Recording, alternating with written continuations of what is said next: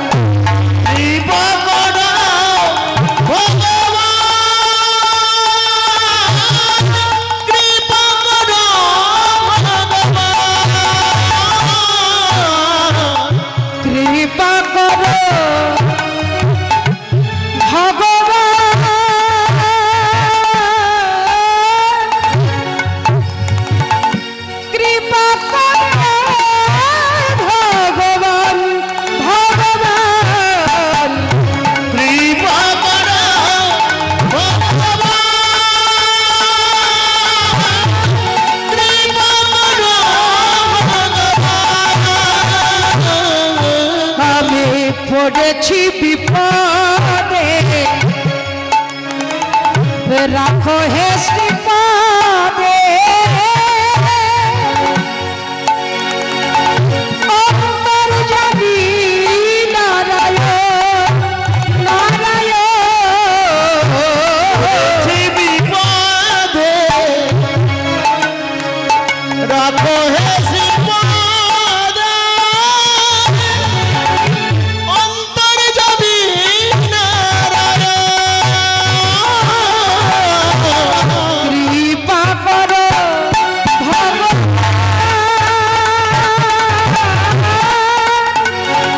কৃপা করো ভগবান, ভগবান, কৃপা করো ভগবান, কৃপা করো ভগবান।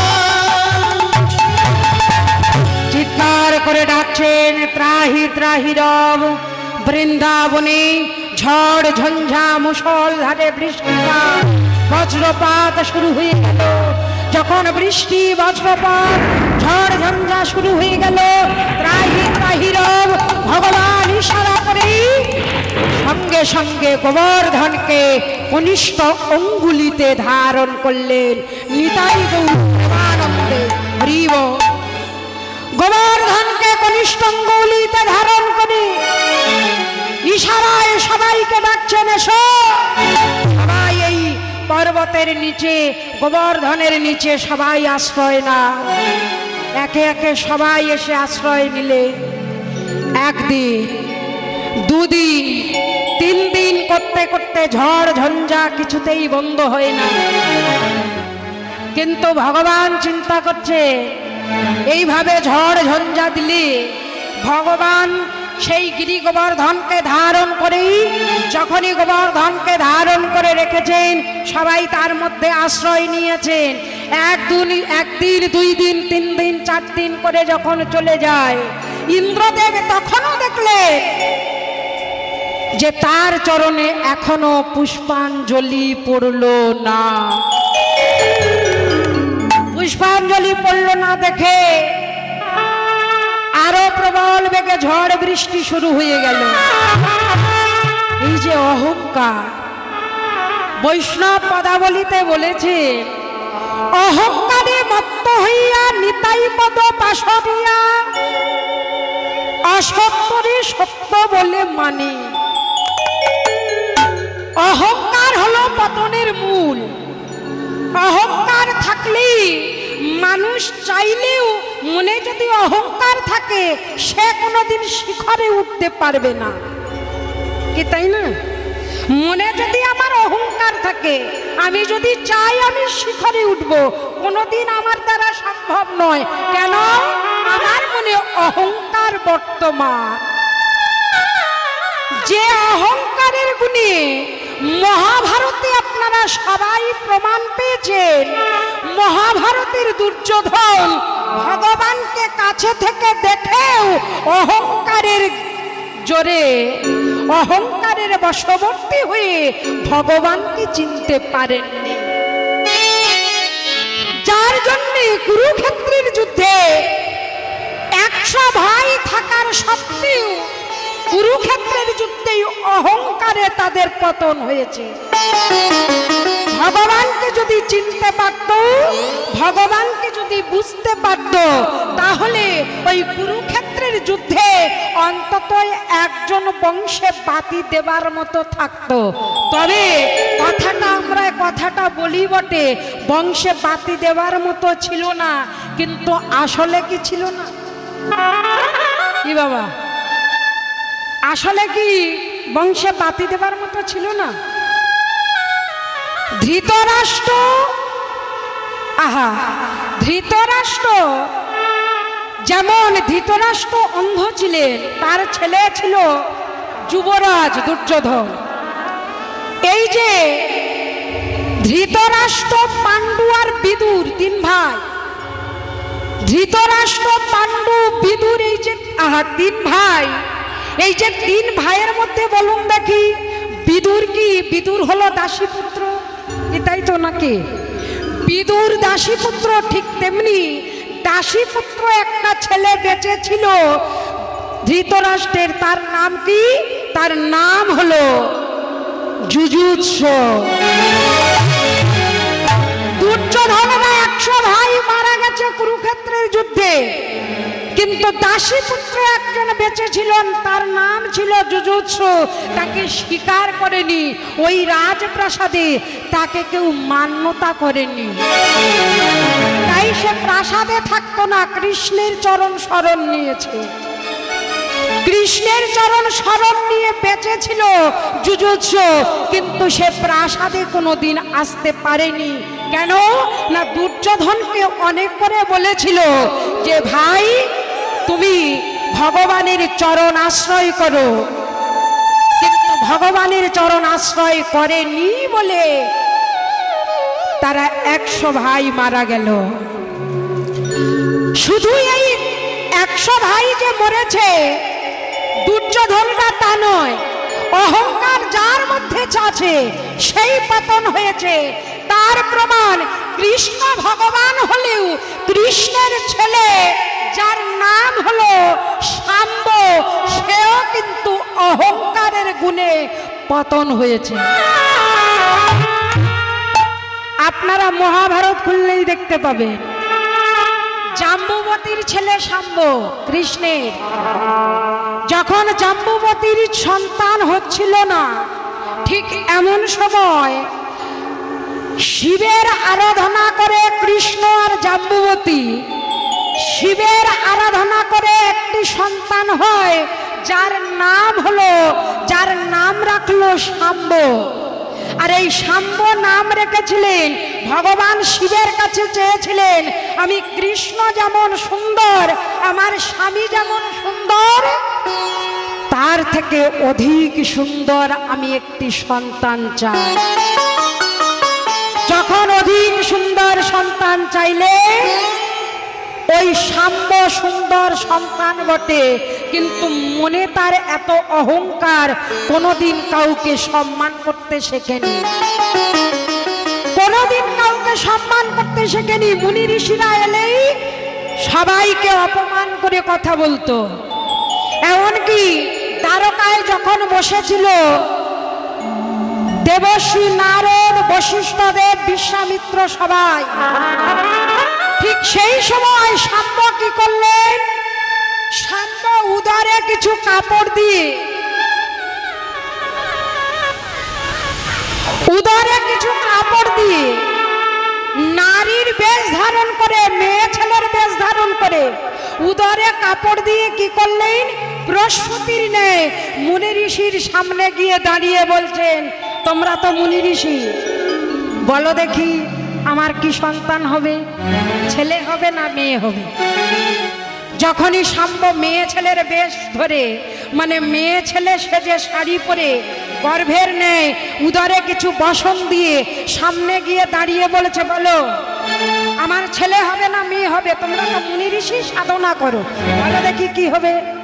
যেই কিনা বলেছে বলো কি হবে, বিশ্বামিত্র মুনি আমার ধ্যান যোগে চিন্তা করছেন, ধ্যান যোগে দেখতে পেলেন এ তো আসলে মেয়েই নয়, এর সন্তান হবে কি, এ তো আসলে মেয়েই নয়, কৃষ্ণপুত্র শাম্ব। আর কৃষ্ণপুত্র শাম্ব হয়ে এত বড় স্পর্ধা, মেয়ে সেজে এসে বসন গুজে, উদরে বসন গুজে এসে আমাদের সামনে পরীক্ষা করছে আমাদের, বলো দেখি আমার মেয়ে হবে না ছেলে হবে। এত বড় স্পর্ধা আমাদের এইভাবে অপমান করে। সঙ্গে সঙ্গে বলে উঠল, শোনো তুমি কৃষ্ণের পুত্র শাম্ব, আর কৃষ্ণের পুত্র শাম্ব হয়ে আমাদের সঙ্গে যে আচরণটা তুমি করলে, তুমি মেয়ে ছেলে সেজে তুমি উদরে বসন দিয়ে তুমি আমাদের পরীক্ষা করছো, তোমার মেয়ে হবে না ছেলে হবে তুমি জানতে চাইছো।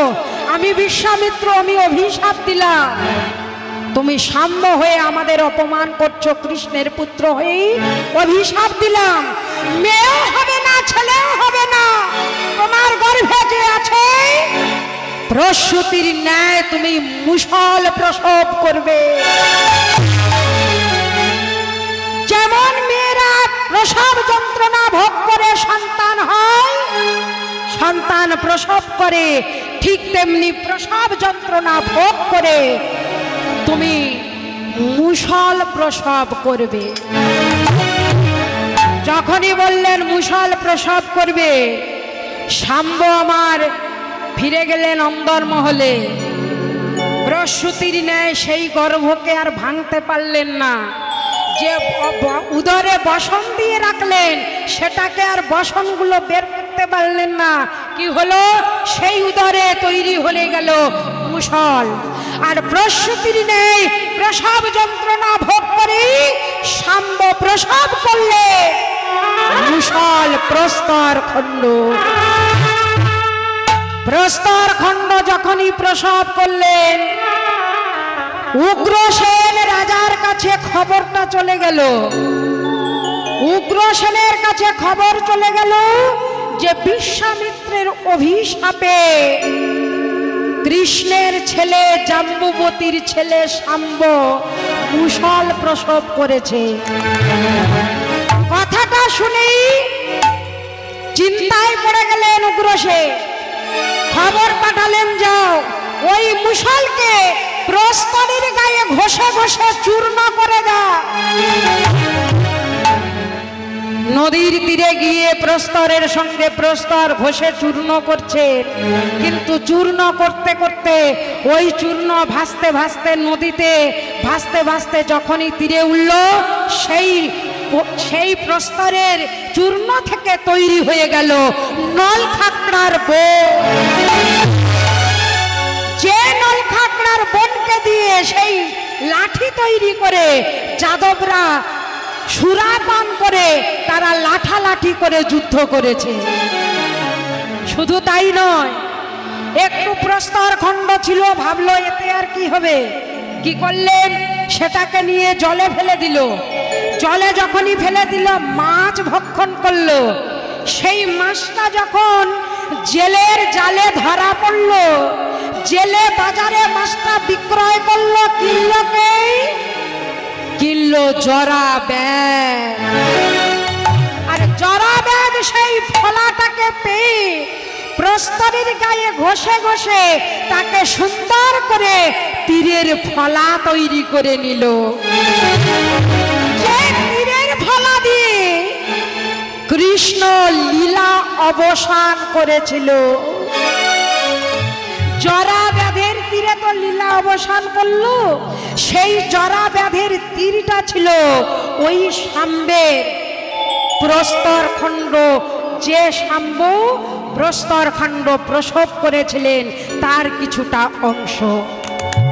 তাহলে ভেবে দেখো, মুনি ঋষিদের কাছে অবজ্ঞা করলো। মুনি ঋষিদের কাছে গিয়ে যখনই অহংকারে মত্ত হয়ে মুনি ঋষিদের অবজ্ঞা করলো, তার ফলস্বরূপ দ্বারকা ধ্বংস হয়ে গেল। তার ফলস্বরূপ কৃষ্ণ লীলা অবসান করলো, নল খাকনার বন্দি যাদবরা মারামারি লাঠালাঠি করলো। অহংকারে মত্ত হইয়া নিতাই পদ পাশ দিয়া অসৎ করে সত্য বলে মানি। তা আজ যখন ওই ইন্দ্রদেব একদিন দুদিন 3 দিন 4 দিন করে ঝড় বৃষ্টি দিচ্ছে, কিছুতেই ঝড় বৃষ্টি থামছে না, আরো অধিক হচ্ছে।